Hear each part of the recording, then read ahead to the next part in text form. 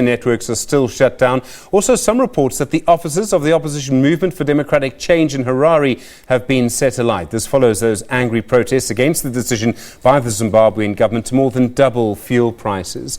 There's also been reported that soldiers or police officers may have fired live ammunition to disperse protesters. Let's go now to Bulawayo in Zimbabwe, and our reporter Simiso Mlevo is in Bulawayo tonight. Simiso, good evening. What's the situation in Bulawayo tonight? Are there still reports of violence coming through?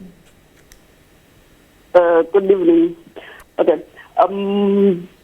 Today there was massive looting in the western suburbs of Bulawayo. Okay.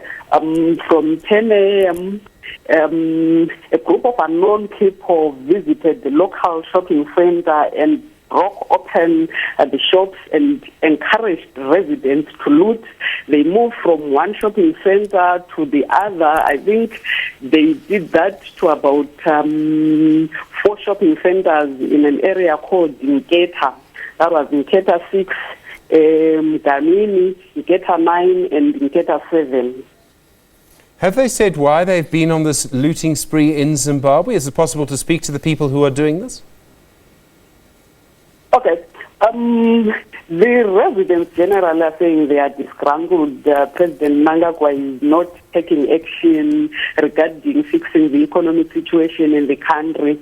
And the reason specifically why they are targeting the said shops, they said in Zimbabwe, most of the people who are in business are politically connected. And there is suspicion that most of the shops that they broke into are linked to the Deputy Minister of Industry and Commerce, that is Honorable Raj Modi.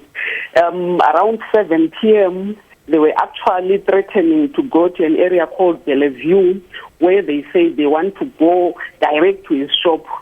The other shops, they suspect they are owned by friends or runners. And so, Miso, the fact that the Zimbabwean president, Emmerson Mnangagwa, is actually in Russia at the moment, I think he's going home only after he goes to the World Economic Forum meeting in Davos. What are people saying about that? Do they want him to come home and deal with this crisis personally?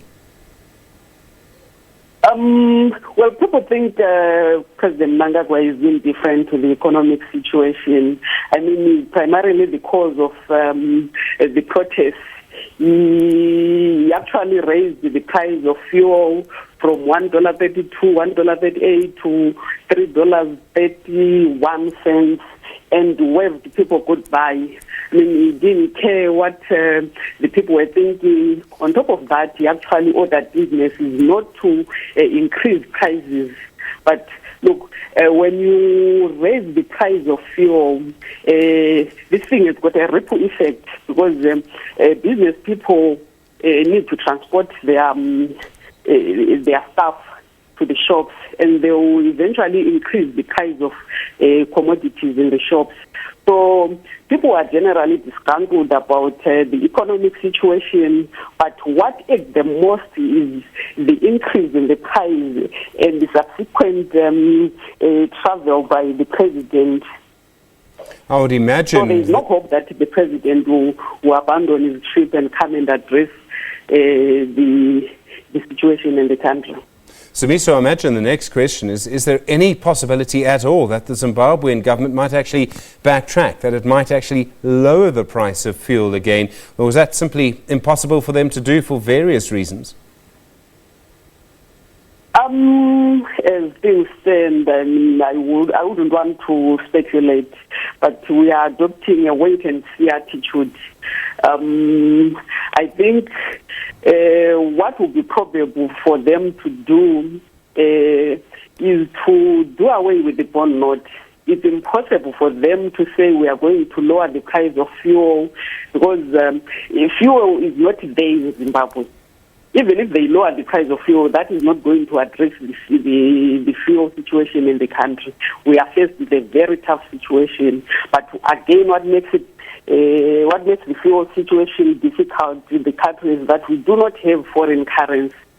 So we are just adopting the wait-and-see attitude as Zimbabweans. That is Simiso Mlevo, the SABC correspondent, live tonight for you from Bulawayo.